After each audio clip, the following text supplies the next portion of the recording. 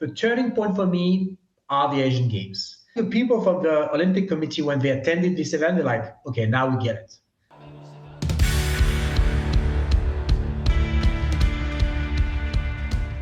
Hi there, my name is Alban Dechelotte. I'm the CEO of G2 Esports. It's an esports organization, pretty global. They call us the Real Madrid of esports. We have 13 teams in 10 games on 3 continents.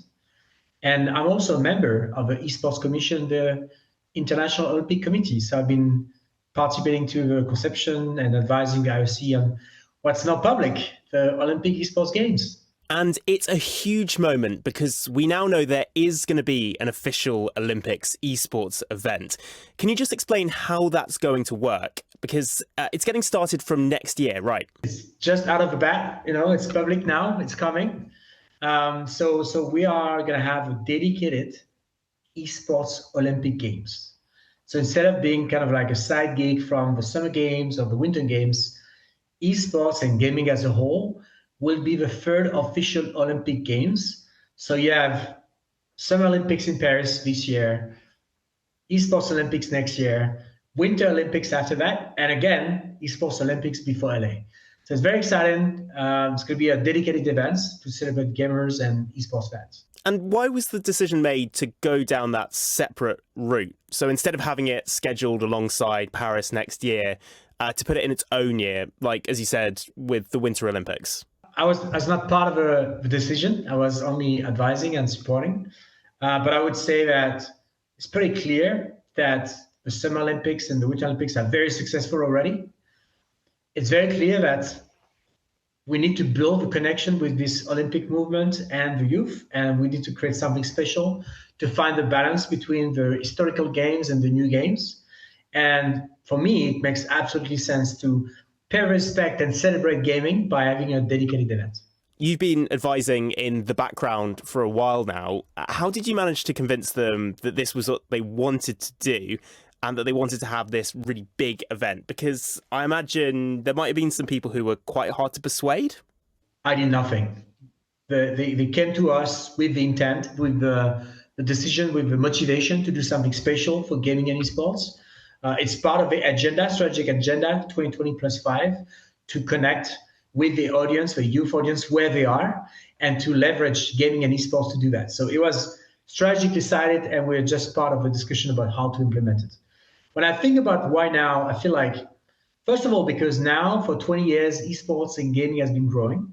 So it's clear that it's not just a trend or just something that comes and will go back. We have 20 years of seeing millions of gamers, actually billions now. We have millions of people watching the biggest finals.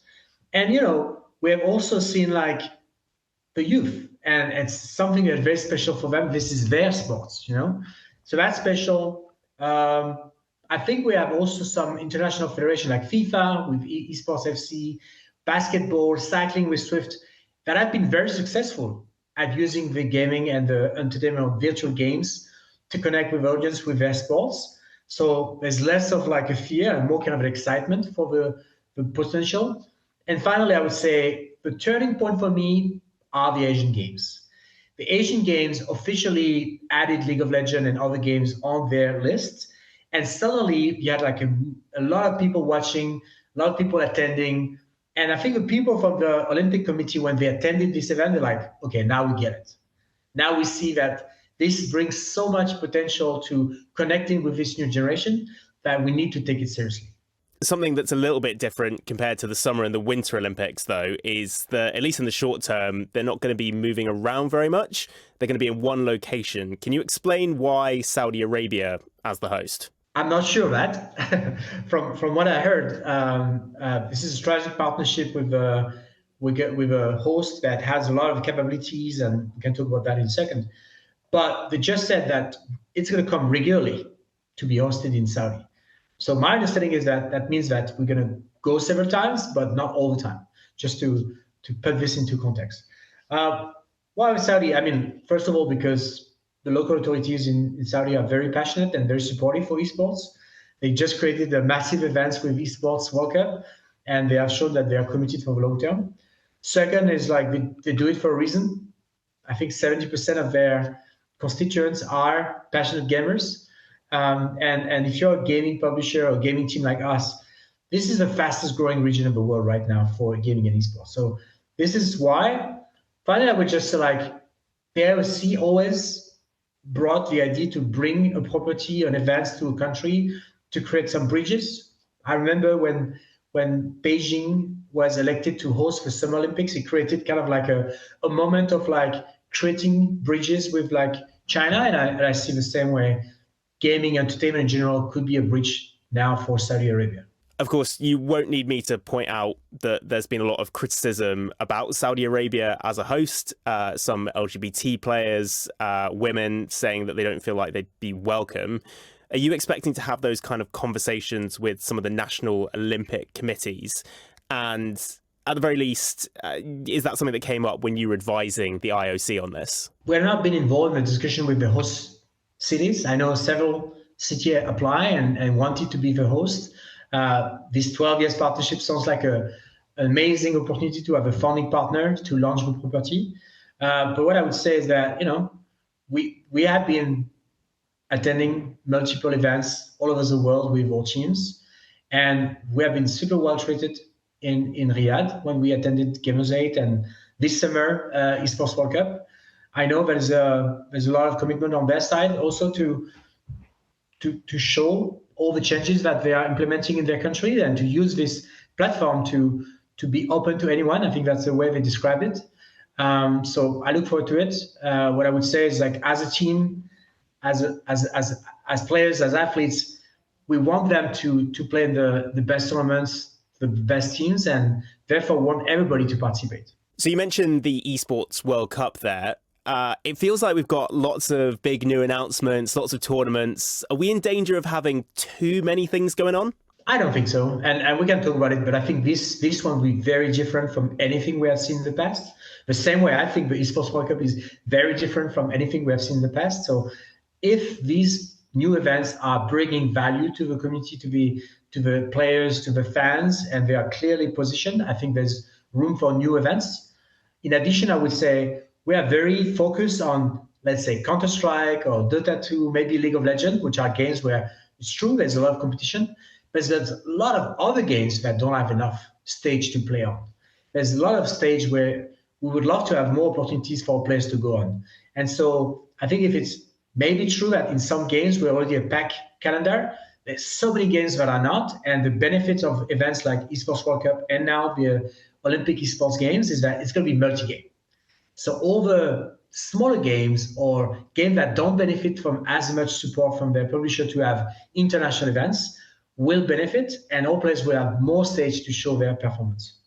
So can we talk about those games? Do we have any idea of which ones we might see, which ones will be at the first event? I will not announce it now because I'm not in charge, I'm just advising. But I would say that what I hear and for the intent that they've shown, it's all about balance. Finding the balance between sports simulation, EFC for football or basketball, virtual sports like Swift for cycling, and traditional esports.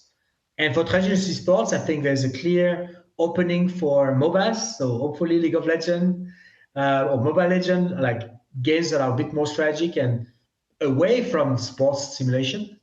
Also fantasy games like Rocket League. I know last year we were in Singapore and we had an exhibition for Rocket League. So apparently that this time, this kind of game will be official titles and not just exhibition. So all those games you've mentioned, pretty uncontroversial. We've got MOBAs, we've got Rocket League, we've got sports games. Do you think that there could ever be an Olympic branded event that has a shooting game in it, though? Like, do you think that's ever something that's going to be possible to have a shooter under Olympic branding? If you ask me, I believe so. If you ask me, is it going to happen next year? Probably not. I think there's kind of like it's a common theme to talk about which sports or which disciplines are featured in the Olympic Games. If you look at the first edition of the Olympic Games, there were a poetry competition. And as you probably know, poetry is no longer on the official program. So I think it's totally possible that in the future, finding the balance, as always, between popularity, relevancy, and a certain fit with the values that the Olympic Committee wants to project, this kind of game will be featured. But we have advanced so fast in the last few years to come to, there's no way sports will be ever with Olympics, to we're going to have a dedicated competition hosted by the Olympic Committee with esports games aside the same level as simulation and virtual, that I have to be optimistic, and I'm very positive. One of the big criticisms of the Esports World Cup is that there were 22 events, just one of them specifically for women. The other 21 were open, but there's not a huge amount of female participation at the moment at that event. What are your hopes for how to improve that when it comes to this Olympics event? It's not Esports World Cup. It's esports as a whole, as an industry, who failed to represent women so far. We have 50% of the players globally that happens to be women when they play video games. And then when you go to the pro stage and the high level of competition and World Cup and things like that, less than 0.0001% happens to be women. So we failed them, maybe because we didn't do our job in terms of education, and they have a lot of like toxicity when they play online. Maybe because we don't give them enough chances. At G2, we created teams, we provide them the same support from a staff point of view to elevate the excellence, but it's not the case for all teams, it's not the case everywhere. And there's not a lot of competition. If you don't qualify for the mixed environment, which is very difficult, then you don't have a place to perform and inspire the next generation of players. So as an industry, we failed, and I'm very excited because I think one of the directions that these events will take is 50-50. The goal is to do 50-50. Sometimes by having mixed teams, and when you have 5 players, you can't have 50-50, you have to choose 3 or 2. But sometimes also by organizing dedicated tournaments, one for women, one for male. But there's a commitment to aim for full parity. And that's super exciting because the Olympic Games, it took them 120 years to get to that point. Paris Olympics this summer will be 50-50. 50% of the athletes will be women, 50% will be male. Well, guess what? For the first edition of the Esports Olympics, the goal is to reach this target from day one. And that will be a game changer, not for the Olympics, but for esports. That's a pretty big thing to aim for. And I imagine some of the people listening, watching this, will be thinking, how are you actually going to do it? What's going to change before next year to make sure that happens? Talented and gifted players are there. We don't give them enough chances to perform at the highest level, and we don't give them enough path to become pros. So I think this is one part of the equation. I think event like this one will inspire the next generation of players, will show to the players that it's possible to perform at the highest level, and then it will be the job of the rest of the industry to build the stepstones to get there. And so at the short term, it will be either, depending on each title, probably either a dedicated tournament for women or a full mixed tournament where it's possible. But I'm very positive and affirmative that this will make a huge step forward and help the whole industry to get better. It kind of sounds like the door's now a little bit closed for esports to appear alongside other sports in LA in 2028 at those Olympics. And, it's got its own separate event, but there might be some people who might feel a bit disappointed about that, potentially. It's not my role to say yes or no because I'm not a decision maker, but I would just say that I'm not aware of any plans to include video games or esports in the Summer Olympics. Organizing Olympics games like winter or summer is a huge logistical challenge. One of the ideas from the IOC has always been to say, okay, can we do smaller or can we stop growing? Because it would be difficult for any city to host it if we keep growing again and again. So by creating a dedicated competition, I think it gives more space for more game titles to be featured. It gives more space for celebration of gaming and esports instead of being one of the additional sports that come just as an exhibition or just as a visit. So for me, it's a very satisfying solution to believe that now esports will be at the same level as Winter and Summer Olympics. From the point of view of someone who runs a team, one of the most successful teams in the world, what kind of impact will this have on your players? Because, they might be getting pulled away to compete in these big international tournaments.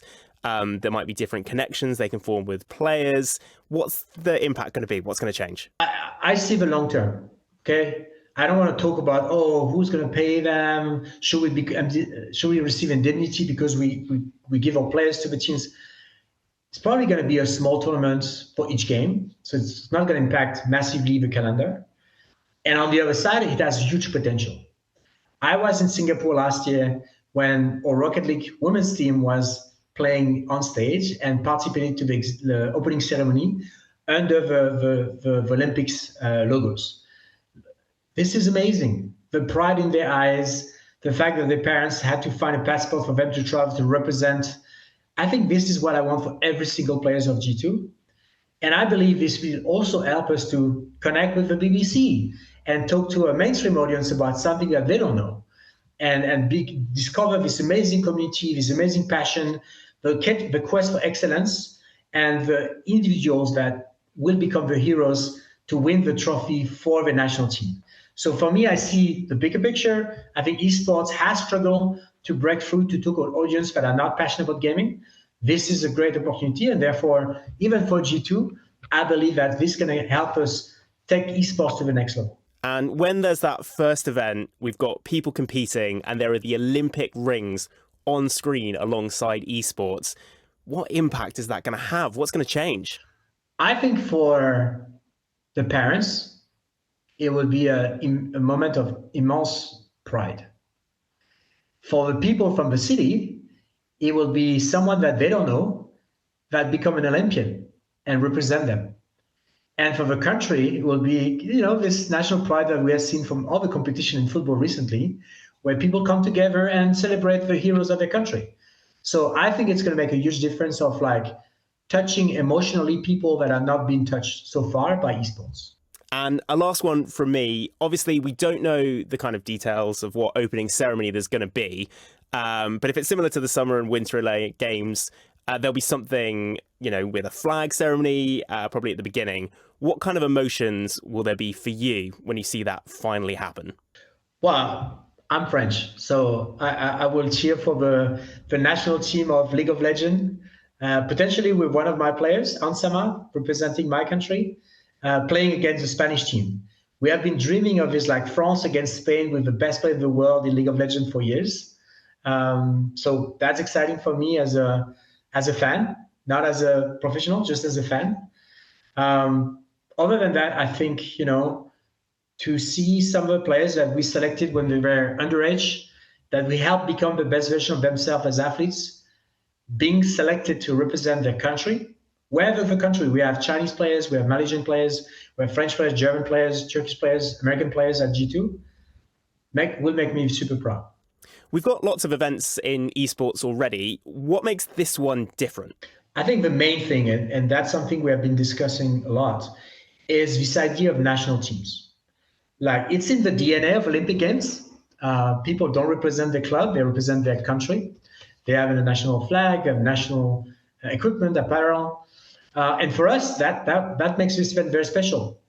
There has been some small minor events with amateur players representing the country, but nothing that ambition to be the best player in the world in the biggest games with national teams. So I'm very excited about that. And that makes, by definition, this event very special. The parity in terms of balance between all the multiple games is also something special. Aside from the Esports World Cup, normally we go to an event for one game, either Rocket League or Counter-Strike or Dota 2. This time, again, it will be very multi-game, like Esports World Cup.